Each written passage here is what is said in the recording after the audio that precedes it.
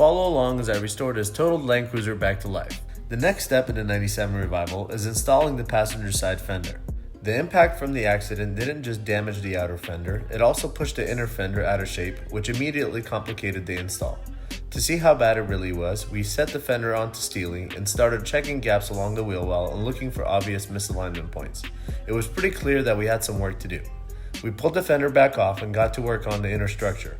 This was my first time tackling bodywork at this level, but my dad had a few tricks up his sleeve. Together, we grabbed a handful of tools and slowly started persuading the inner fender back towards its original position. This part was tedious. Adjust, test fit, inspect the gaps, pull the fender back off, and repeat, over and over. We focused mostly on reshaping the inner fender, but also noticed the headlight mounting tab needed attention too. Using a mix of large and small hammers, a spindle nut socket, pliers, and vice grips, we worked through it bit by bit. Multiple times during the hammer session, the hood did come down on us. Definitely a reminder to keep your hands out of the way. After several rounds of adjustments, we finally got the fender sitting where we wanted it, with the mounting holes lining up as best as possible.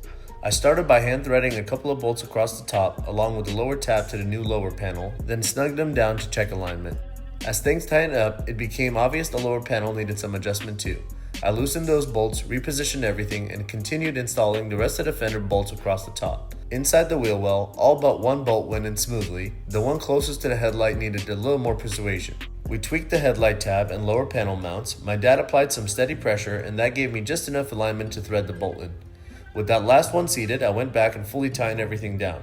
The final steps were installing the bolt at the A-pillar and the bolts above the side step. And just like that, the passenger side fender was officially installed. Steely is finally starting to look whole again, and with that done, it's time to move on to the next step in the 97 revival. Thanks for watching, and hit that follow button to help me grow the series.